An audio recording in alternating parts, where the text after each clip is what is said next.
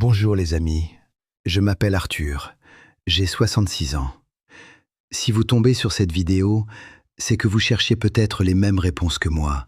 Alors abonnez-vous, on fera peut-être ce chemin ensemble. J'ai servi mon pays, j'ai cru aux promesses qu'on m'a faites. Je pensais que ma retraite, gagnée à la sueur de mon front, serait un havre de paix. Mais la vérité, c'est que les chiffres ne collent plus. Chaque mois, je regarde mon relevé bancaire avec une boule au ventre. On appelle ça l'inflation. Un mot presque élégant pour décrire une violence froide et quotidienne. Je vais au supermarché et c'est une gifle à chaque rayon. Le prix des œufs, du lait, d'un simple bout de pain, tout explose. Ma petite pension, qui me semblait autrefois suffisante, ressemble maintenant à un radeau percé au milieu d'une tempête. On commence à faire des calculs dans sa tête, à soustraire, toujours soustraire. De quoi vais-je devoir me passer cette semaine pour tenir jusqu'à la prochaine? Et puis, il y a ce corps. Cette carcasse qui m'a porté à travers tant d'épreuves et qui commence à me trahir. Chaque matin, c'est une nouvelle douleur qui se réveille. Un genou qui grince, un dos qui hurle en silence. Je regarde mes mains, ces mains qui ont tant travaillé, et je peine à les reconnaître. Elles ressemblent à celles de mon père à la fin. Cette pensée me glace le sang, car chaque nouvelle douleur annonce une future facture, un nouveau rendez-vous médical, une autre ponction inévitable. Le système que j'ai servi avec loyauté me semble aujourd'hui un pays étranger. Un labyrinthe de formulaires, de numéros verts et d'attentes interminables. La semaine dernière, j'ai appelé les services des anciens combattants. Je suis resté en attente pendant plus d'1 heure, bercé par une musique métallique insupportable avant que la ligne ne coupe. Simplement. J'ai fixé le téléphone, mort, et je me suis senti complètement invisible. Est-ce là la reconnaissance pour une vie de service? C'est une question qui résonne lourdement et sans réponse. Cette maison, elle était le symbole de ma réussite. 30 ans de crédit pour la posséder, pour me dire que j'avais construit quelque chose de solide. Aujourd'hui, je la regarde et je vois un piège. Les impôts fonciers, les factures de chauffage, l'entretien qui ne finit jamais. C'est elle qui me possède, ce n'est plus moi. Ce rêve pavillonnaire est devenu un gouffre financier qui m'aspire lentement, un magnifique monument dédié à une vie que je ne peux tout simplement plus me permettre de mener. Alors oui, demain me terrifie. Ce n'est pas une peur noble, celle qu'on affronte au front. C'est une angoisse sourde, écrasante. La peur de la prochaine facture imprévue, du prochain appareil qui lâche, de la prochaine partie de mon corps qui décide d'arrêter de fonctionner. Il y a ce feu en moi qui veut encore vivre et être, mais il se heurte constamment au mur de la réalité. Vous êtes-vous déjà senti comme ça, pris au piège entre la volonté de vivre et les moyens qui s'épuisent? Bien, la situation a empiré, comme une infection lente et sournoise. On croit pouvoir la contenir, mais elle finit toujours par gagner du terrain. Mon relevé de pension, autrefois une source de fierté, est devenu une blague cruelle. L'inflation n'est plus un concept économique abstrait, c'est le voleur qui entre chez moi chaque nuit pour prendre un peu plus. Je me suis surpris à compter les feuilles de papier toilette, c'est là que j'en suis. Comment peut-on parler de dignité quand on en est réduit à ça? Et puis, il y a eu la taxe foncière. L'enveloppe est arrivée, épaisse et officielle. Je l'ai laissée sur la table pendant 2 jours, comme si ne pas l'ouvrir pouvait en annuler le contenu. Quand je l'ai finalement ouverte, le chiffre m'a coupé le souffle. Une augmentation de près de 10%. Pourquoi? Les routes sont toujours aussi défoncées, les services publics de plus en plus rares. On me demande de payer plus cher pour un navire qui coule. C'est une extorsion légalisée, rien de plus. J'ai essayé d'appeler le bureau des impôts pour comprendre. Après avoir navigué dans un labyrinthe de menus automatisés, j'ai enfin eu quelqu'un. Une voix jeune, fatiguée, qui récitait un script. Elle m'a parlé de réévaluation du marché, de besoins communautaires, des mots vides, dépourvus de toute humanité. Je lui ai demandé comment j'étais censé payer. Il y a eu un silence. Puis elle m'a simplement dit « C'est la loi, monsieur. » La loi. Un mur de béton contre lequel ma vie entière vient s'écraser. La solitude dans cette situation est une chose physique. C'est un poids sur ma poitrine. Mes voisins, je les vois partir en vacances, acheter de nouvelles voitures. Ils me saluent par-dessus la clôture avec un sourire, mais leurs yeux ne voient pas vraiment. Ils ne voient pas la panique silencieuse. Je suis un fantôme dans mon propre quartier, hantant les vestiges d'une vie que tout le monde semble encore vivre. Comment leur expliquer que je suis en train de me noyer alors qu'ils profitent du soleil? Je me sens comme un paria. J'ai tout fait correctement, vous comprenez?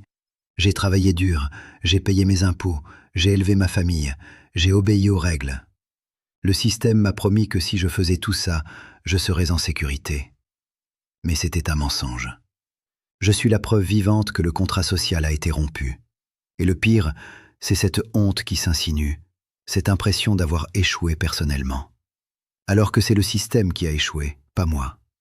Le contraste entre l'effort de ma vie et la fragilité de ma sécurité actuelle est une torture. Je pense à toutes ces années de lever à l'aube, à ces heures supplémentaires, à ces sacrifices. Pourquoi? Pour compter mes pièces au supermarché? Pour avoir peur d'allumer le chauffage en hiver? C'est une insulte à la mémoire de l'homme que j'étais, l'homme fort qui croyait construire un avenir solide. Cet avenir s'est évaporé comme de la rosée au soleil. Alors, j'ai eu cette idée. Un petit geste de rébellion.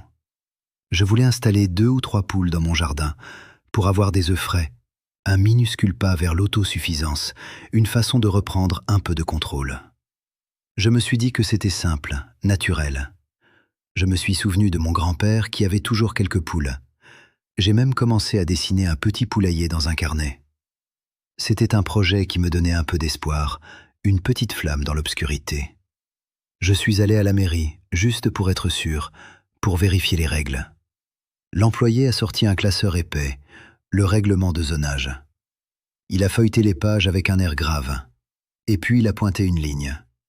Élevage de volailles interdit dans les zones résidentielles R2. Voilà, mon petit rêve, ma petite parcelle d'indépendance, anéantie par une phrase dans un document bureaucratique. J'ai regardé l'employé et je lui ai demandé pourquoi. Il a juste haussé les épaules. Comment est-ce la liberté? On m'interdit d'avoir 3 poules sur mon propre terrain, un terrain que j'ai payé avec 40 ans de labeur. Mais on m'oblige à dépendre d'un système de distribution alimentaire fragile et hors de prix. On m'encourage à être un consommateur passif et dépendant. Toute initiative, toute tentative de se prendre en main est étouffée par une montagne de règlements absurdes. C'est un système conçu pour nous garder impuissants et dociles. Ce n'est pas de la protection, c'est du contrôle. Cette frustration est devenue une colère froide et constante. Elle est là quand je me lève le matin avec mes articulations douloureuses. Elle est là quand je lis les nouvelles et que j'entends les politiciens parler une langue qui n'a plus aucun rapport avec ma réalité. Ils parlent de croissance, de marchés mondiaux. Je parle de survivre jusqu'à la fin du mois. Nous n'habitons plus la même planète. Leur monde de promesses et de statistiques n'est pas le mien. Je vois le regard des autres. Le caissier qui attend que je recompte ma monnaie. Le jeune médecin qui me parle avec une patience condescendante, le banquier qui regarde mon solde avec un soupir à peine déguisé. Dans leurs yeux, je ne suis plus Arthur, un homme avec une histoire. Je suis un problème à gérer, un fardeau, une statistique sur le déclin. Être vu comme un échec alors que j'ai passé ma vie à me battre est peut-être la plus grande injustice de toutes. Cette maison, autrefois mon sanctuaire, est devenue ma prison. Une prison dorée, certes, mais une prison quand même. Chaque mur me rappelle les factures à payer. Chaque fissure dans la peinture est un futur coût que je ne peux pas assumer. Je suis piégé ici, dans ce décor d'une vie qui n'est plus la mienne, à regarder mon monde s'effriter lentement mais sûrement. L'idée de partir, de tout laisser derrière, a commencé à germer. Au début, c'était une pensée terrifiante. Mais que faire d'autre? Attendre? Attendre que le gouvernement ait une illumination et décide de tenir ses promesses? Attendre que l'économie se redresse comme par magie? Attendre que mon corps cesse de me faire mal? L'attente est une forme de capitulation. C'est accepter le statut de victime. Et j'ai peut-être beaucoup de défauts, mais je ne suis pas une victime. Pas encore. La seule chose pire que la peur de l'inconnu, c'est la certitude d'un avenir de déclin certain. Le sentiment d'être un outcast est palpable. Je marche dans la rue et je me sens déconnecté de tout. Les gens rient, courent, font des projets. Moi, je calcule. Je planifie ma survie. C'est comme si j'étais le seul à voir la fissure dans le barrage, alors que tout le monde continue à pique-niquer en contrebas. Cette dissonance entre ma réalité et le monde extérieur est épuisante. Elle vous isole plus sûrement que n'importe quel mur physique. On finit par se sentir fou. Bien, il est arrivé ce moment où la frustration a débordé. Ce n'était pas un événement dramatique. C'était un matin, en regardant mon jardin. Cette pelouse parfaitement tondue, ce symbole absurde du rêve pavillonnaire. J'ai pensé à tout l'argent, à tout le temps, à toute l'eau que j'y avais consacrée. Pourquoi ? Pour l'approbation de gens dont je ne connais même pas le nom ? Pour respecter une norme sociale qui m'étrangle ? C'en était trop. Cette pelouse est devenue le symbole de tout ce qui n'allait pas, une façade coûteuse, stérile et exigeante. À cet instant, la colère a balayé la peur. La colère contre les règlements de zonage, contre les taxes, contre l'inflation, contre ce système qui me dictait comment je devais vivre et mourir, jusque dans les moindres détails de mon existence. La question n'était plus « que puis-je faire ?» mais « qu'est-ce que je vais faire pour que ça s'arrête ?» La claustrophobie n'était plus seulement financière, elle était devenue spirituelle. J'étouffais. J'étouffais sous le poids des attentes, des obligations, des factures. J'étouffais sous le regard des autres et sous le poids de mon propre sentiment d'échec. La seule bouffée d'air possible semblait être au-delà des limites de cette ville, de cette maison, de cette vie que j'avais si soigneusement construite et qui était devenue ma cage. Ce n'est pas juste une crise financière, c'est une crise de sens. Le travail d'une vie, l'épargne d'une vie, tout cela peut être anéanti par des forces complètement hors de notre contrôle. Alors, quelle est la leçon ? Que nous ne sommes que des pions dans un jeu plus grand ? Que notre effort ne compte pour rien à la fin ? Je refuse de croire ça. Je dois croire que nous pouvons reprendre le contrôle, même si cela signifie devoir détruire le plateau de jeu nous-mêmes. Alors, la nuit dernière, l'insomnie a frappé fort. Ce n'était pas seulement la douleur dans mes articulations, mais le poids de toutes ces années d'impuissance. Je me suis levé, j'ai marché dans les pièces sombres de cette maison silencieuse et j'ai fini par regarder dehors. Je fixais ma propre pelouse, parfaitement entretenue, et j'ai vu l'absurdité de tout cela.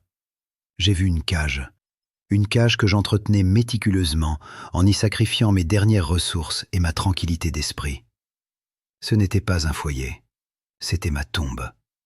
À cet instant précis, quelque chose a basculé en moi. Ce n'était pas une explosion de colère, mais un calme profond et glacial. La décision est tombée, nette et sans appel. C'est terminé. J'arrête de jouer à leur jeu. Je refuse de continuer à subir passivement. Je vais vendre cette maison, ce symbole de leur prétendu rêve qui est devenu mon cauchemar personnel. Je vais liquider chaque objet qui me lie à cette existence de consommateur dépendant et angoissé. Ce n'est pas une fuite, c'est une offensive. La peur est là, bien sûr. C'est une peur viscérale à l'idée de démanteler 40 ans de vie. Mais c'est une peur propre, une peur active, pas l'angoisse sourde et passive qui me rongeait de l'intérieur. Et sous cette peur, il y a un sentiment que je n'avais pas ressenti depuis des décennies. L'espoir. Un soulagement incroyable, comme si je pouvais enfin respirer après avoir eu la tête sous l'eau pendant trop longtemps. L'inconnu est terrifiant, mais la certitude d'un déclin ici l'est bien plus. Pendant des années, je n'ai fait que réagir. J'ai réagi aux factures, aux politiciens, à la douleur. J'étais un pion sur leur échiquier. Mais aujourd'hui, j'ai décidé de renverser l'échiquier. Je ne suis plus un objet qu'on déplace, je suis le joueur. Pour la première fois, je ne subis plus mon destin, je le forge. Cette reprise de contrôle, aussi effrayante soit-elle, est une vague d'énergie pure. Mon corps est peut-être fatigué, mais mon esprit, lui, vient de se mettre en marche. Je ne suis pas un idiot qui part à l'aventure sans préparation. Cette décision n'est pas un caprice, c'est une stratégie de survie mûrement réfléchie. J'ai déjà un carnet rempli de notes. Je vais apprendre. Je vais apprendre la mécanique, l'énergie solaire, la culture des légumes, tout ce que ce système a voulu que j'oublie pour me garder dépendant. Je transforme la peur en plan d'action. Je ne suis plus en train de gérer ma fin de vie, je suis en train d'organiser ma renaissance. Le premier pas a été le plus concret, le plus terrifiant. J'ai appelé un agent immobilier. Planter cette pancarte « à vendre » sur ma propre pelouse a été un acte de guerre contre mon ancienne vie. Les voisins me regardaient à travers leurs rideaux, chuchotant. Je pouvais sentir leur jugement, leur pitié. Mais pour la première fois, leur opinion ne m'atteignait plus. Ce n'était pas leur vie qui était en jeu. Je n'étais plus un des leurs. J'étais un homme qui brûlait ses vaisseaux, ne se laissant aucune possibilité de retraite. La vente de la maison fut un combat d'usure, une leçon de patience et de frustration. Le premier acheteur potentiel s'est retiré à la dernière minute, après des semaines de paperasse. Un autre a essayé de négocier le prix jusqu'à l'insulte. Chaque appel de l'agent était une source de stress. J'ai compris que même pour s'échapper, il fallait payer un péage au système. Ce n'était pas une libération rapide et propre, c'était une dernière bataille bureaucratique à mener avant de pouvoir enfin déserter le champ de bataille pour de bon. Pendant ce temps, je démantelais ma vie, pièce par pièce. 30 ans d'accumulation passés au crible. Chaque objet était un fantôme, un souvenir. C'était douloureux, mais aussi incroyablement libérateur. Avec chaque carton donné, chaque meuble vendu sur Internet, je me sentais plus léger. Je ne gardais que l'essentiel. Ma caisse à outils, quelques livres de survie, une photo de ma femme et la vieille boussole de mon père. Je réduisais mon existence à ce qui comptait vraiment, la volonté de continuer et les moyens de le faire. Les nuits étaient consacrées à la recherche, pas pour une nouvelle maison, mais pour un nouveau corps, un véhicule. J'ai passé des heures sur des sites de petites annonces, cherchant un vieux fourgon ou un camping-car d'occasion. Mes critères étaient simples. Un moteur solide, une mécanique que je pouvais comprendre et réparer moi-même, et assez d'espace pour y construire un refuge. L'esthétique n'avait aucune importance. Je ne cherchais pas le confort, je cherchais la fiabilité. Je ne cherchais pas un véhicule de loisir, je cherchais mon arche de Noé personnelle. Finalement, je l'ai trouvé. Un vieux fourgon aménagé de 20 ans, avec une peinture écaillée et un moteur bruyant. Le propriétaire était un homme comme moi, un peu plus jeune, qui avait renoncé à ses rêves de voyage. J'ai utilisé une partie de l'acompte de la maison pour le payer en liquide. En lui tendant les billets, j'ai senti le poids de la transaction. Je venais d'échanger une prison de briques contre une promesse de liberté en tôle. Ce vieux tas de ferraille était maintenant le vaisseau de ma renaissance. Le travail a commencé immédiatement dans le garage vide. J'ai arraché la vieille moquette moisie, j'ai poncé la rouille, j'ai construit des étagères et un lit rudimentaire. Mes mains, bien que douloureuses, n'avaient pas été aussi utiles depuis des années. J'ai installé un petit panneau solaire sur le toit, le reliant à une batterie. Chaque nouvelle vis, chaque connexion électrique était une petite victoire, un pas de plus vers l'autonomie. Ce n'était plus la douleur de la décomposition, mais la douleur saine et satisfaisante de la création. Le jour de la vente finale est arrivé. J'ai marché une dernière fois dans les pièces vides, le sang de mes pas résonnant étrangement. Il y a eu un pincement au cœur, bien sûr, mais il a été rapidement balayé par un sentiment d'urgence et d'excitation. J'ai fermé la porte sans me retourner. J'ai démarré le moteur du fourgon qui a toussé avant de rugir. En m'éloignant de cette rue, de ces pelouses parfaites et de ce désespoir silencieux, je n'ai ressenti aucun regret. Je ne fuyais pas, je me dirigeais enfin vers quelque chose. Ma nouvelle vie a commencé sur une aire d'autoroute. Ce n'était pas glamour, c'est la réalité de la route. Le bruit constant des camions, le froid qui s'infiltre à travers les joints usés. Mais le matin, en me faisant un café sur mon petit réchaud, j'ai ressenti un calme profond. Personne ne m'attendait. Aucune facture n'allait arriver dans ma boîte aux lettres. Cette liberté était brute, sans fioriture, et parfois inconfortable, mais elle était réelle. C'est la difficulté qui a un but, la lutte pour la liberté, pas la simple survie. Maintenant, la vraie quête commence, la terre. Je ne cherche pas un grand domaine, juste un petit lepin oublié par les règlements de zonage. Un endroit où je peux planter un jardin, capter ma propre eau et vivre sans demander la permission à personne. Je parcours des routes de campagne, je consulte de vieilles cartes topographiques, je parle aux gens dans les petits cafés. La recherche est ardue, plus difficile que je ne l'imaginais. Mais la liberté exige du travail, et je crois que j'ai peut-être trouvé quelque chose. Je suis en route pour voir une parcelle, à plusieurs heures d'ici, près d'une vieille forêt domaniale. Le prix est presque trop beau pour être vrai, ce qui me rend méfiant, mais aussi plein d'espoir. C'est peut-être un terrain sans valeur, ou peut-être que c'est le début de tout. Dans la prochaine vidéo, je vous emmènerai avec moi. Vous verrez ce que je découvre, pour le meilleur ou pour le pire. Até a próxima, pessoal. Vamos nos erguer juntos. Le chemin de terre était pire que ce que j'imaginais, secouant le vieux fourgon dans tous les sens. Chaque bruit du moteur semblait être son dernier souffle. Puis, la piste s'est ouverte sur une petite clairière en lisière de forêt. C'était là. Je suis descendu, et mes bottes se sont enfoncées dans un sol souple, couvert d'aiguilles de pin. L'air sentait la résine et la terre humide, un parfum riche et vivant. Le seul son était le murmure du vent dans les grands chênes. J'ai marché lentement vers le centre de la parcelle. Il n'y avait rien ici, et pourtant, il y avait tout. Pas de pelouse, pas de clôture, juste des arbres anciens et des fougères sauvages. J'ai posé ma main sur le tronc rugueux d'un vieux hêtre, sentant la vie sous l'écorce. Ce n'était plus un décor à entretenir pour les voisins, c'était réel. C'était une fondation. Ce n'était pas un bien immobilier, c'était un morceau de la terre elle-même qui attendait patiemment que je la rejoigne enfin. Mon regard a été attiré par un jeune bouleau qui était tombé, bloquant l'accès à la partie la plus plate du terrain. Mon genou a protesté rien qu'à l'idée de le bouger. L'ancien moi aurait soupiré, se sentant vaincu d'avance. Mais ici, une autre force a pris le dessus.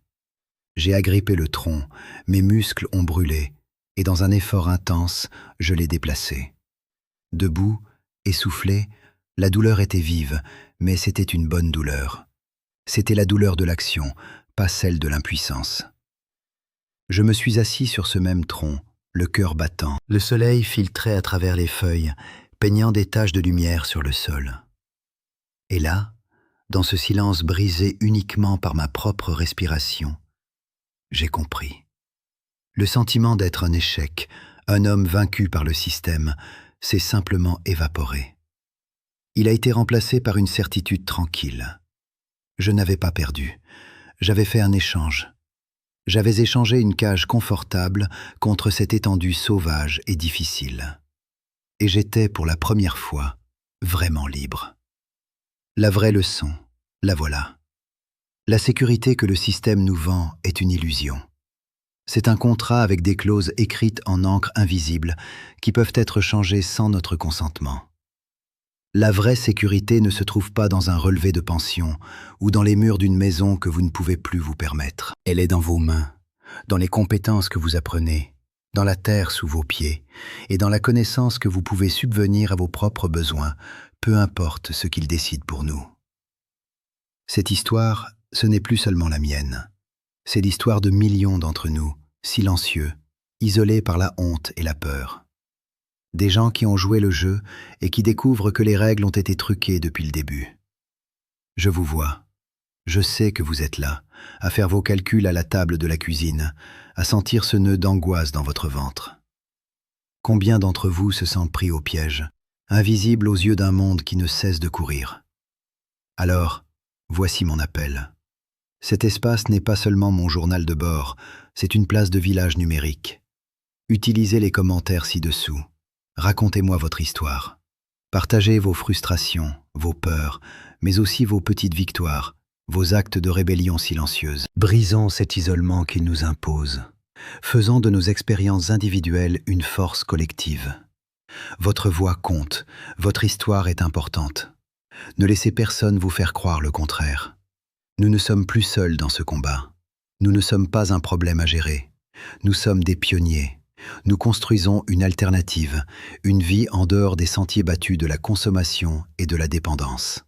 Chaque potager démarré sur un balcon, chaque réparation faite de ses propres mains, chaque réseau d'entraide entre voisins est une brique de ce nouveau monde. Notre pouvoir ne réside pas dans la protestation, mais dans la création.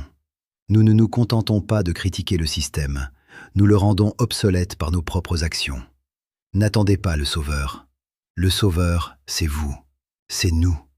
C'est la force que nous trouvons lorsque nous décidons d'arrêter de subir et de commencer à agir.